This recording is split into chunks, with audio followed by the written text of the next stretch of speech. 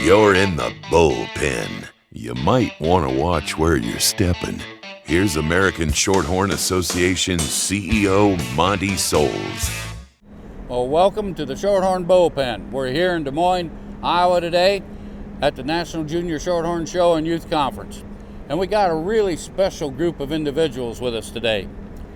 We've got all past presidents of the American Junior Shorthorn Association. And we got some generation gap in it here. We got Ron here, Ron Alden with me. What'd you say, it was 1988? 81. 81 that he was president of the Junior Shorthorn Association. Toby Jordan. 94, 95. 94, 95. Nancy. 97, 98. 97, 98. Then we got the young whippersnappers down here. We got Jake Nickel. It's 2018 and 19. And Kane. I was just after Jake in 2019, 2020.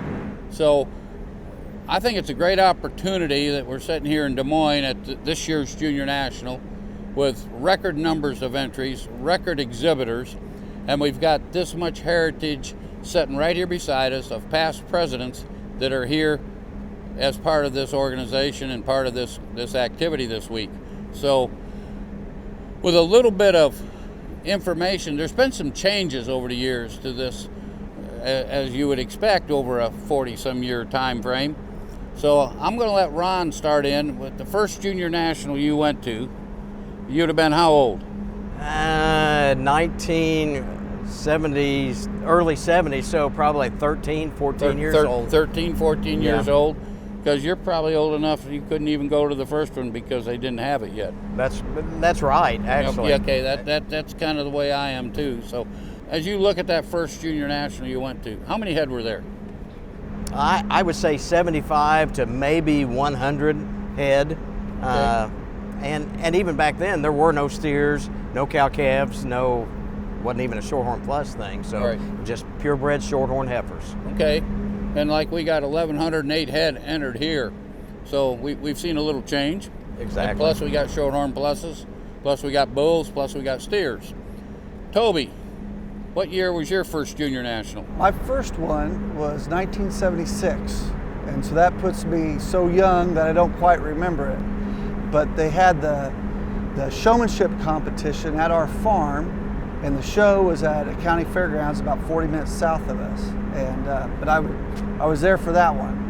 But it would have been 84 or 85 when I started exhibiting, and by then we were having about 100 to 150 head, but we could still host the event at a smaller venue because of the number of exhibitors. Right. Okay, so you hosted the showmanship contest at the farm. Did you guys have to break all the heifers to lead? So when the youth got there and the exhibitors got there, they got them a raw heifer. Yep. And they had to clip her and fix her all up and do clip all her. that good stuff. And yeah, they were halfway halter broke. We got them, Halfway halter broke. Dad and the crew got them washed and broke halfway, and those kids came in and clipped and showed, and in the orchard there, in the lawn of the house. It was a neat event to do it that way. It was a lot, but to have the whole crew out to the farm was big. Yeah, a little different world. So, and I think we got 2 showmanship winners down here on the end that they didn't have to do that. So, Nancy, what was your first Junior National? I think I went to my first one when I was 3. My first one to exhibit at, I think, was 83, or was that Louisville that year? 83? Yeah, Yep. so that was my first one in 1983. So what do you think of as being different since 83 to Well, today? a lot of things have changed. Just the addition of contests and all the different opportunities that there are today for kids to participate in, I think has really been, a big change. And also just the number of head. And then also the showmanship contest, that has changed a lot. It used to be the state was only allowed 2 people to compete. And so it was really an elite event that you looked forward to being able to qualify for and do. But Okay. just a lot of changes. Rules change, different ways of Yeah. doing things change as things evolve. Well, Jake, you're not that old. I mean, you've only been out of it, what'd you say, 18, 19? I remember when you were on the Yep. board, of course. And so it's been, 4 years? Time does go by, probably. Mm-hmm. So I'm going to ask you, what do you see for changes in 4 years? Well, honestly, what I've noticed getting out of the junior program and starting to sell some on my own and And now with Sammy, we're selling more and more of them because it's getting bigger and bigger. It's getting hotter and hotter. It seems like the numbers keep growing, and the amount of little kids that are showing that probably were not showing. Like, I mean, it's just a bigger. There's more juniors than I've ever seen before. It seems like when me and Kane were showing, it was a big event, but it seems like there's way younger exhibitors. There's way more new faces. So to me, what I've noticed is just the numbers keep growing. The events, the events get tweaked, but they're pretty much the same. It just seems like we're doing a lot of stuff right, that we're getting a lot of new young kids in, and it just keeps getting bigger. Okay, you made reference to Sammy. Now tell us who Sammy is and where she fits in. Sammy was on the junior board with me. I met her at my first junior national in 2012. She's Shorthorn Farms, and I chased her around, followed her all the way to the junior board. Did you help her do tie-outs? Yep, I was real big on doing tie-outs with her. You help them do tie-outs. Anytime they needed help getting the trailer loaded or unloaded, I was there. But she was the vice president the year after I was president. She was a year younger than me, and but we were on the junior board for 2 of the 3 years, and now she was lucky enough to let me stick around. And now she was lucky enough. Yep, she was lucky enough to let me have me around. She's going to see this on tape. I know. But yeah, and then we just started. We combined both of our cattle farms, and now I moved up to South Dakota, and we have Nickel, and our main focus is the Shorthorn Junior program. So we're going to be in it for the long haul, I'd say. A lifetime relationship, got formed from that. Yep. And then we have Kane on the end here. Kane Agater, you're 3 years out from being president. Yep. And what was your first junior national? If memory serves correct, it was around 2008. I think we were in Kansas City, Missouri. I had a plus heifer, and man, I was only 7 years old at the time, and it's just grown ever since. But like we talked about number of head that were at these shows. Jake and I have got to reap the benefits of the groundwork from every previous junior national before that to build up the contest to more and more head to having record entries this year. We're going to have a huge show in these next couple days. We got to show broke showmanship heifers. Yeah. Our showmanship heifers were all They were all broke. Yep. Well, I think Ron's family, you've got 2 children that were presidents as well of the Junior Shorthorn Association? Exactly, yeah. My son Jake was president, I don't know what year, and my daughter Haley was president as well. And then Jake went on to work for the Shorthorn Association for a few years, so it's been good to us and our family. And Toby's got brothers and sisters that were on the board, and a brother that was president? Or? 2 older brothers. Jeff was the president for a year, and then Mark was also on the board for a term, and my younger sister was on the board, served as an officer as well. And Toby is currently the vice president of the Shorthorn, of the ASA, of the American Shorthorn Association, and sits on the board. And Nancy, have you got any other siblings, or you had a niece that was on the board? Yes, my niece was on the board. My sister was national queen, but she never served on the board. Okay. And then Nancy's she's a past board member, but more importantly, she was the first female to be president of the American Shorthorn Association. So we're talking generations here now, and Jake, and you can include your in-laws because that puts you generational. Yeah. Okay. So, as Jake was, he hasn't. These guys on the end aren't quite old enough yet to be on the national board, on the ASA board, I should say. But I think your in-laws. Corey was on the board. Yeah, Corey. Yeah. Corey was on the junior board, and he's a past president. Be your father-in-law. Yep. And I don't know if his father was on the board or not. Yeah, Senior board Doug was. was. He would have been on the senior board at some point, so it's generational. And Kane here, he's got, I know of 3 generations. He's the 3rd for sure. Yep. And his grandfather worked for the American Shorthorn he was the Association. assistant secretary at the ASA for a while, and we his talked dad- about Dad was his dad junior used to advisor be for a while. Yeah. junior advisor for this one here, for She drew the Nancy. short straw there. But. And your dad was also on the Junior Shorthorn Association. So the point I guess I'm really trying to make here is this is really a generational, this is really a family atmosphere and the value that they have. So let's just start in here with Nancy. We're going to let the ladies go first. Okay. just tell me very quickly and very shortly, if you can, your experience on the junior board, your experience of coming to junior nationals. How has that helped you through your career as you're sitting here today doing a number of things and being part of a mom that's got children here and just your future? So I think being on the junior board really helped me develop leadership skills, and also just working as a team, and then also as well organizing an event as large as junior nationals and working with people all over the country. You build those relationships and just learn how to be accountable and get things done. And I think that has helped me in everything I've tried to do throughout my career. I worked in it for a genomics company, and now I work for a feed company. And I think it's just helped me develop skills that I can use in any aspect of my life.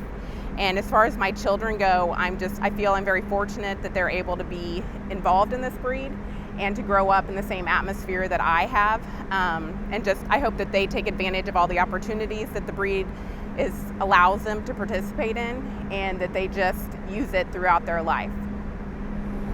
And Toby, we'll go to you next. So I think your children are the 6th generation. Yeah.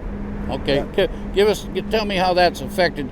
I mean, you're back on the farm, but I know for a little while you weren't. Right.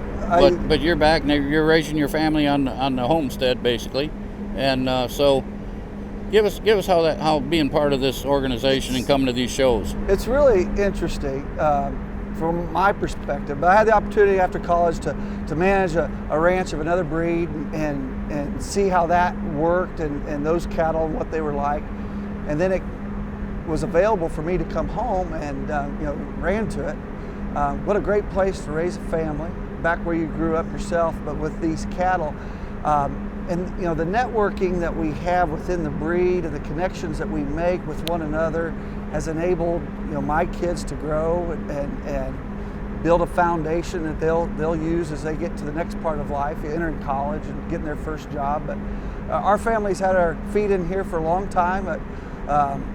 1902, and we are really proud of the fact that we've been to a bunch of these, and it's been a huge benefit for every generation. We're going to run down here and talk to Kane for a minute. Now, he's only been out 3 years, and you're working with your dad at the home farm yet, and also got another job. So, how has your experience coming to Shorthorn Junior Nationals and being on that Shorthorn Junior board helped you? I mean, you're all leaders. We know that before we start because you got elected by your peers. But tell us a little bit how that probably has helped you today. The biggest thing that sticks out to me, at least in my professional life that I'm embarking on now, is the connections that you make. The endless amounts of people that you meet at these kinds of events and get to know, that you just never know whether you might be doing business with them down the road, you might have dinner with them, pass them at the airport, you might find love in some examples, But it really is the connections that you make, and it's helped me tremendously in what we do with AMS and even with Boventech, my other job, to be able to have those conversations with people. You're able to break the ice because, you raise Shorthorn cattle or you're a part of the same agricultural industry. It just helps, level that playing field, so to speak, and just open the door and get your foot in for a lot of the opportunities for sales and things like that. That's awesome, and I really would ditto that for everybody, and myself included. I got to add something here, though. I really don't think everybody would understand unless they know Kane and Jake and Sammy, Jake's wife. They're the 3 musketeers. These 3 grew up together in this breed, and they're as close of friends as ever could be. And I'm not really sure, and I've never asked, I'm not sure Jake just ran faster than Kane. We both grew up getting beat by Sammy in showmanship, so we've known it all our life. So yeah. Anyways, Jake, tell us a little bit about how you feel that being part of this event and how it's affected you, where you're ended up today. And yeah. I mean, you're doing some other things. Your wife's doing some other things with 605 sires, yep, and so on. And just elaborate on how that's helped build that base. Well, yeah, this whole event basically is what I've basically shaped my life around. Because my dad exhibited at the Shorthorn Junior National back in the 80s, but it wasn't like they didn't have an operation. They just showed some, and we didn't even have cows. I lived in town until I was about 12 years old. We finally moved out to the farm, started getting into showing, and we came to that first junior national. I didn't really know anybody, and thankfully, like Kane and Sammy, like Cole Wishman, some of them kids that were kind of around my age, kind of, just by my mom making me do all the contests and signing me up for everything, I kind of got taken into that group, and I didn't have to be like a breeder. I mean, we had like every Shorthorn cow we had, we showed at this show. I didn't come from like a huge operation, so I really got taken in by, there wasn't a divide or any sort of separation from those kids that that had like true operations. They really took me in, and we became lifelong friends, and that's kind of the reason why I always wanted to stay in it. And me and Sammy really put a big emphasis on, even though we got this deal with 605 and it's going, the Shorthorn Junior Heifer program and raising show heifers is absolutely the most important thing for us, because we want to be in the long haul. Because like I said, I really had no business, becoming great friends with everybody, and they took me in, and it really became a family atmosphere. And you don't find that. I showed at a lot of other breeds, and I'm not running them down, but it really is a family type atmosphere with this breed. And it's more than anything. I mean, I was really taken in by them guys, and so that's why, we're going all in and want to continue to give back and be a part of it. I'm glad to hear that, because we do brag about it being a family-friendly breed, and it's because of you. It's because of all of you sitting here that, it's the people that make it the family-friendly breed, and the family is the base of agriculture. It's the base of America, and we put high priority on it as individuals in here. It's not just me, it's everybody that's here believes in that, and that's what makes the difference. And I do believe what you're saying is absolutely true. Ron, we're just kind of saved the old guy till last year, and that's okay. I'm used to that. I'm used to that. So you've had a few of them that might not know your history a little bit, and I probably don't know it totally, but you've grown up had a great family operation, and then that dispersed, and you've gone on to another profession. So you've had a number of things that had to happen in your life. So how did this Junior Association and the American Junior Shorthorn Show, how did that affect all that? I really think that I gained so much real life experiences and talent and skills from just being within the organization, learning how to meet people, learning how to make conversations with people you don't have a clue on who they are, where they're from, what their interests are, but getting to know them as people and making friends, and just meeting people all over the country, all over the world actually, from my travels, and that's a good thing. But just leadership skills, public speaking. I mean, I think when I interviewed for the junior board, my voice was shaking, and because that's about the first time I'd ever been up in front of a crowd to speak of, and that was at a youth conference. It wasn't the whole National Junior Show. It was like 30 or 40 people in a room, so it got pretty cozy and all that stuff. But I gained confidence, and it was really good experience. After the dispersal, I went on to be an ag teacher, and those skills and organizational things just helped build me as a teacher. It helped you mold the next generation. Exactly. Same way you had it, exactly. which is really important. And I mean, people always told me, find somebody you like and model yourself after them. And I hope some of my students or some of the people in the Shorthorn breed have maybe looked at me and maybe done something like that. Awesome. I'm sure they have. I'll help a little bit with the Alden Farms used to be one of the big dogs in the breed. They were one of them that everybody looked up to, and they were a little hard to beat. In fact, they were very hard to beat. And Ron and his brother and your father and your mother were really strong competitors and really strong breeders and great supporters and great foundation for the breed. And as time goes on, families disperse and everybody goes their own way, and that's what happens. And so it's where we're at today. I'm going to ask all of you one question real quick here. If you had to do it over, would you do it all over the same way? Oh, absolutely not. I would do it different. You know, thinking back as a kid and what the events I was involved in then, I would do more. I didn't do enough. The effect that all the competitions and contests had, and like Nancy alluded to, positioned you ready to speak or be in a leadership role, I should have taken a bigger hook of it. What about you, Nancy? I mean, I agree. I think there's always more that you can do, and that, you know, taking advantage of every opportunity, I think, is something that, you know, maybe you want to, as a kid, you want to go play, or, you know, maybe you don't want to go take that test. But just looking back, I think really that's what you need to do. You know, you need to challenge yourself and really take advantage of every opportunity that the association provides you. What about you, Ron? I don't know. I mean, yes, I would do more. I don't know. At the time, I don't know if I could have done any more to speak up, just because the opportunities were not there. I mean, but yes, I just take it and go. Take it and go. Kane. I mean, I'd be hard pressed to say that I would go back and change it all, because I had such a great time doing it while we did it. But you can absolutely always do more. To get out there and do those contests. I only did the speech contest a couple times, but I'm very thankful that my mother made me do it at the time, and I look back on it now wishing I'd have done it more. What about you, Jake? Probably should just thank my mom for signing me up for everything. We absolutely always do more, talk to everyone. I mean, there's so many times I wish just keep going around to every stall, make as many friends as you can. I mean, yeah, there's a lot of times I was probably a little in my bubble, and a lot of times I wasn't. I wish all the time I wasn't in my bubble and was just bouncing around. There's so many cool people to meet, and so many cool people we have met. So, yeah, I mean, you can always do more. It's almost impossible to do everything because there's so much going on, but do as much as you can.